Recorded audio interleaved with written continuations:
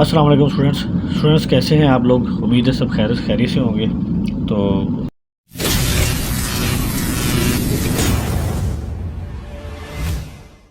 Students आज हम 10th class का सबक खतूत रशीदा में सदीकी पढ़ेंगे। इसका पहला लेक्चर हमने पिछले लेक्चर में पढ़ लिया है। आज इसका दूसरा लेक्चर है। ये पेज नंबर 110 पे हम इसको स्टार्ट करते हैं। दूसरा इसका ख़त है बनाम ज़हीर अहमद सदीकी के नाम जो लिखा हुआ ख़त वो हम पढ़ेंगे। ज़ाकिर बाग अलीगढ़ मुस्लिम यूनिवर्सिटी अलीगढ़ और 10 जुलाई 1973 को ये शाया हुआ। अजीज़ा ग्रामी दुआ। मौलाना ज़िया अहमद साहब मरहूम आपके वालिद मोहतरम मेरे और कितने ही दूसरों के रफ़ीक व शफ़ीक थे। तो रशीद अहमद सिद्दीकी साहब कह रहे हैं इनको, ज़हीर अहमद सिद्दीकी को, ठीक है, कि आपके जो वालिद थे वो वफ़ात पा चुके हैं। वो बहुत ही दोस्त तबा इंसान थे। मरहूम के साल रहलत पर आपको और हम सब को जो सदमा हुआ है उसका अंदाज़ा हमसे आपसे ज़्यादा और किसको हो सकता है। वो कहता है कि इस वाक़े की वजह से, उनकी वफ़ात की वजह से जो सदमा, जो दुख हमें पहुंचा है या आपको जो दुख पहुंचा है उसका अंदाज़ा नहीं लगाया जा सकता। मरहूम के साय शफ़क़त में आप ज़िंदगी के मौज़ूमात से बहरामंद हुए। वो कहता है कि उसकी शफ़क़त की वजह से, आपके सर पे साया होने की वजह से बहुत ज़्यादा खुश नसीबी आपके ऊपर नाजिल हुई और सब की नज़रों में मुमताज़ और मुफ्तखिर हैं और वो जो हैं वो काबिल फ़ख्र हैं और मशहूर हैं सब की नज़रों के अंदर। कितनी बड़ी ये साज़ आपको नसीब हुई कि इसकी कितनी बड़ी खुश नसीबी है जो आपको नसीब हुई। मेरा ख़्याल है कि मरहूम से शायद ही कभी किसी शख्स को तकलीफ़ पहुंची हो। शरीफ शख्स की ये सिफ़त सबसे मोतबर मानी जाती है, यानी कि बेहतर मानी जाती है। स्टूडेंट्स मैंने ये इसके ऊपर मायने लिखे हुए हैं ताकि आपको आसानी हो और लिखने में भी आसानी आए ताकि आप लिख सकें। उर्दू फ़ारसी और अरबी अदबियात पर मरहूम की नज़र बड़ी गहरी, वसी और मुतनव्वे थी। यानी कि वो उर्दू फ़ारसी और अरबी जो लिटरेचर है उसके ऊपर बहुत बड़ा नॉलेज रखते थे, ठीक है, गहरी नज़र रखते थे, इल्म व शऊर रखते थे, ठीक है, और मुख्तलिफ़ किस्म का इल्म व शऊर रखते थे जिसके हम सब हमेशा मोतरफ़ रहे, यानी कि जिसकी हमेशा हम तारीफ़ करते रहे और इससे इस्तिफ़ादा किया, यानी कि फ़ायदा हासिल किया। नामुलायम अल्फाज कभी ज़ुबान पर नहीं लाए, यानी गलत अल्फाज जो थे वो कभी ज़ुबान पर नहीं लाते थे। सब बड़े शौक़ और संजीदगी से इल्मी मसाइल पर इजहार ख्याल फरमाते। मरहूम की मुफारकत से मशरिक़ी अदब और आदाब की महफ़िल में जो जगह खाली हुई है, यानी कि उनकी जुदाई की वजह से जो मशरिक़ का लिटरेचर है, ईस्ट का लिटरेचर जो है, उसकी महफ़िलों के अंदर जो जगह खाली हुई है वो मुस्तक़बिल करीब में ही शायद ही पूरा हो सके। यानी कि उनकी जो स्पेस बनी है, जो उनकी जाने की वजह से जो स्पेस आई है लिटरेचर में, वो शायद ही पूरा हो सके। अल्लाह ताला मरहूम को साया रहमत में जगह दे और हम सबको सब्र जमील अता फरमाए, आमीन। मुखलस रशीद अहमद सदीकी की तरफ से ये ख़त लिखा गया है। 10th क्लास का सबक जो है खतूत रशीद अहमद सदीकी पढ़ेंगे। उसका जो ख़त है वो तीसरा ख़त हम पढ़ेंगे बनाम प्रोफेसर सैयद बशीरुद्दीन, जो प्रोफेसर साहब को इन्होंने लिखा हुआ था। ज़ाकिर बाग यूनिवर्सिटी अलीगढ़, शुम्बा 3 नवंबर 1973। जी स्टार्ट करते हैं। बशीर साहब मुकर्रम आदाब, 27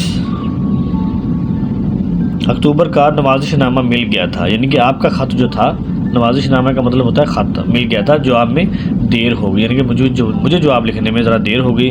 वरना खतूत का जवाब अमूमन हम रोज़ाना देता हूँ, यानी कि मैं जो खतूत मुझे आते हैं उसका जवाब मैं रोज़ाना देता हूँ।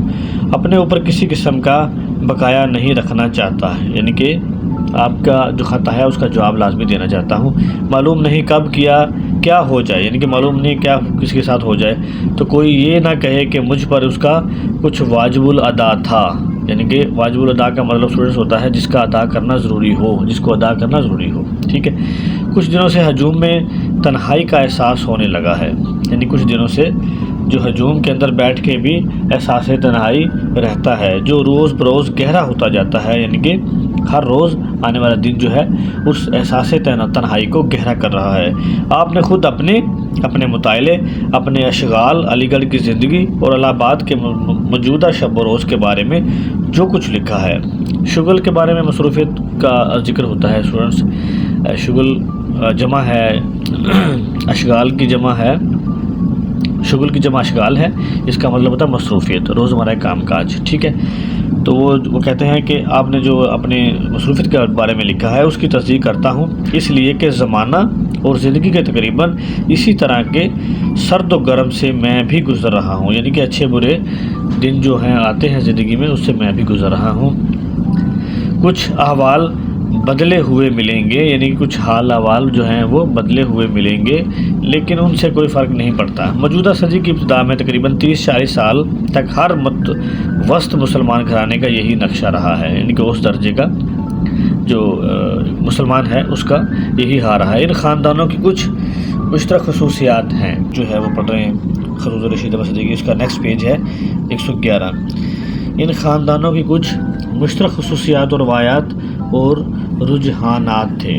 اس میں رشید احمد صدیقی صاحب کہہ رہے ہیں کہ جو اوسط درجے کا مسلمان ہوتا ہے اس کے گھرانے کا نقشہ جو ہے وہ پیش کر رہا ہے کہ جو درمیانے درجے کا مسلمان ہوتا ہے، مڈل کلاس جسے کہتے ہیں، اس کا جو گھریلو نقشہ ہے وہ پیش کرنے لگا ہے، جس کا سر چشمہ مذہب، یعنی کہ اس کا جو منبع ہوتا ہے، جو اس کا مرکز ہوتا ہے وہ مذہب ہوتا ہے ایک مڈل کلاس کا، اخلاق، تاریخ اور تہذیب تھی، یعنی کہ اس کا اخلاق کے طور پہ بڑا فوکس ہوتا ہے، تاریخ کے اوپر بڑا فوکس ہوتا ہے، اور رہن سہن کا طریقہ اس کے اوپر بڑا فوکس ہوتا ہے، جس کی پیروی اطراف و جوانب میں دور دور کی جاتی تھی، یعنی کہ ایسے کتابوں کی، ایسے مذہب کی، ایسے اخلاق کی، ایسے رہن سہن کی جس کی پیروی دور دور تک کی جاتی ہو، کسی نہ کسی حد تک اب بھی کی جاتی ہے اور اب تک کی جاتی ہے، اور اس کے بھلے یا برے نتائج سامنے آتے رہتے ہیں اور اچھے برے جو نتیجے ہیں اس کے سامنے بھی آتے رہتے ہیں۔ ان خصوصیات کے نمونے اور نمائندہ ہر مشترک خاندان کے افراد میں کچھ دنوں پہلے تک مل جاتے تھے۔ ان کی ابتدائی تعلیم و تربیت گھر پر یا مشترک مکتبوں یعنی کہ مدرسوں بالعموم مساجد میں ہوتی تھی، ٹھیک ہے۔ ان کی ابتدائی تربیت تعلیم جو تھی ایک مڈل کلاس کی، وہ مدرسوں وغیرہ یا مسجدوں وغیرہ میں ہوتی تھی۔ مزید مطالعہ کام گھر کے مختصر ذخیرہ کتب سے لیا جاتا، یعنی کہ جو اگر اس سے زیادہ انہوں نے تعلیم حاصل کرنی ہوتی تو جو گھر میں پڑھی ہوتی تھی کتابیں، جو چھوٹا سا ذخیرہ ہوتا ہے اس سے لیا جاتا، جن میں مذہبی، اخلاقی اور تفریحی کتابیں ہوتی، یعنی کہ جن کے اندر مذہبی کتابیں ہوتی، اخلاق کو بہتر کرنے والی کتابیں ہوتی اور تفریحی کتابیں میں لٹریچر وغیرہ کی بات کی گئی ہے وہ ہوتی۔ گھر کی یا گھریلو کتابیں اور عزیزوں اور بزرگوں کے شریفانہ طور طریقے اور ان کی دی ہوئی روایات ہوتی، یعنی کہ ان کتابوں میں عزیزوں میں بزرگوں کی شریفانہ طور طریقے بتائے جاتے ہیں، جو اخلاق کے ساتھ کیسے پیش آتے ہیں اور اچھے اور برے نتائج کیسے نکلتے ہیں اس کے بارے میں بات ہوتی۔ جو ابتدائی عمر کی ہماری تخیل یعنی کہ امیجینیشن کو گرمی اور جولانی بخشتی، یعنی کہ ایسی کتابیں جو ہماری چھوٹی عمر کے اندر ایک اپنے مائنڈ میں تخیل پیدا کرتی، خیال پیدا کرتی کہ ہمارا مائنڈ جو ہے مائنڈ سیٹ وہ کیسے بنے گا اور ہماری جو عملی زندگی ہے اس کو چستی کیسی لائی جائے، عملی زندگی میں بہتری کیسی لائی جائے۔ اسی تخیل کو لیے ہوئے ہم یا یہ تخیل ہم کو لیے ہوئے علی گڑھ میں داخل ہوئی، یعنی کہ وہی جو تخیل ہمارا بنا ہوا تھا اسی کو ہم لیے ہوئے، یا وہ تخیل ہمیں لے کے آ گیا یا ہم اس کو تخیل کو لے کے علی گڑھ میں آ گئے علم حاصل کرنے کے لیے، سیکھنے کے لیے، ٹھیک ہے۔ یہاں سے وہ کرشمہ انقلاب یا قلب حیت شروع ہوتی ہے۔ وہ کہتا ہے کہ جب علی گڑھ پہنچے تو یہاں سے وہ جو ہمارے اندر تبدیلی تھی اس کا موضع وہ شروع ہوتا ہے، اور جو ہمارے دل کی حالت ہے، حیت ہے، حالت ہے، کنڈیشن ہے، فیلنگز ہے، وہ بننی شروع ہوتی ہے، جس کا دوسرا نام علی گڑھ ہے۔ جو باتیں اس سے پہلے خواب میں دیکھی تھیں، یعنی خواب و خیال میں دیکھی تھی جو باتیں، اس کی تصویر و تکمیل علی گڑھ میں دیکھی اور پائی، یعنی کہ اس کی تصویر جو تھی وہ ہم نے علی گڑھ میں دیکھی، جسے خواب ہم اپنے گھر میں دیکھا کرتے تھے۔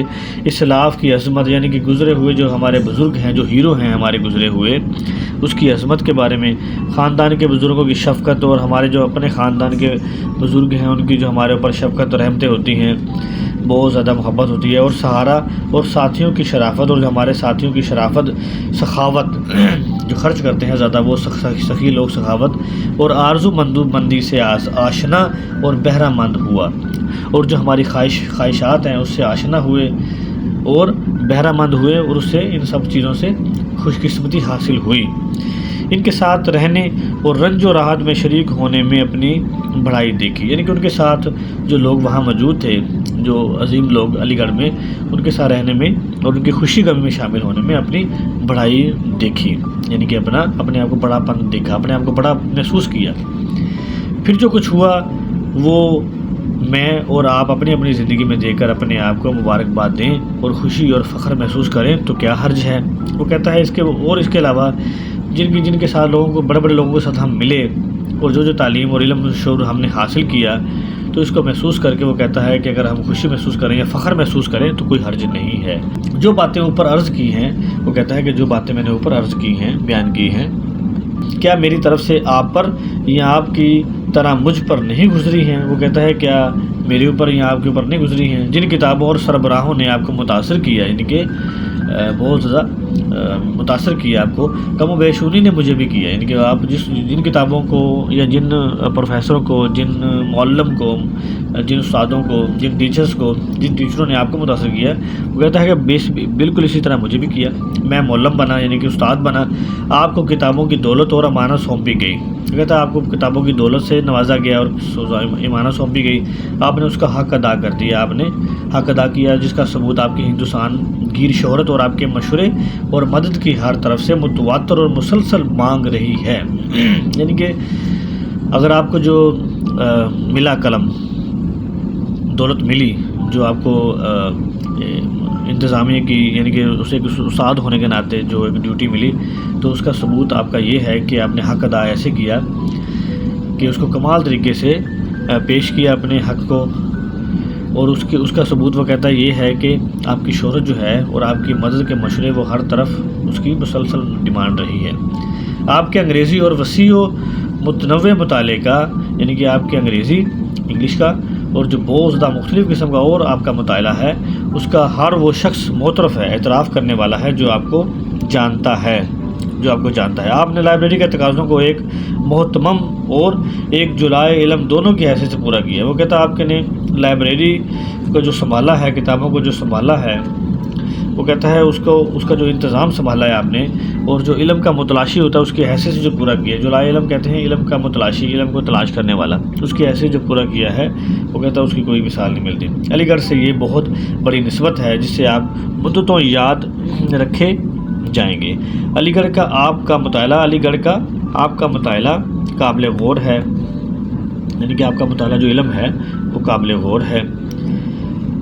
آپ کے دل میں علی گڑھ کی وہی قدر و قیمت ہے، عزت ہے جو ہندوستان کے باہر اہل علم فن کی ہو سکتی ہے اور ہے، لیکن کیا کیجیے کہ ایسے لوگوں کی بھی کمی نہیں جو اچھی اور بڑی چیز کا احترام کرنے کی استعداد سے محروم ہو چکے ہیں۔ وہ کہتے ہیں اس کی بھی کوئی قدر نہیں ہے جو تنقید کرتے ہیں، صلاحیت کی، یعنی کہ صلاحیت سے محروم ہیں وہ لوگ بھی، اور یہ وہ لوگ ہیں جن کو صرف علی گڑھ کے طفیل بدولت وہ اختیار و اقتدار اور دولت نصیب ہوئی جس کا وہ علی گڑھ سے دور رہ کر خواب ہی نہیں دے سکتے تھے۔ کہتے ہیں ایسے لوگ بھی ہیں جن کو علی گڑھ کی بدولت ہی اختیار ملا، اقتدار ملا، حکومت ملی اور دولت ملی، جن کا وہ خواب نہیں دیکھ سکتے تھے علی گڑھ کے علاوہ۔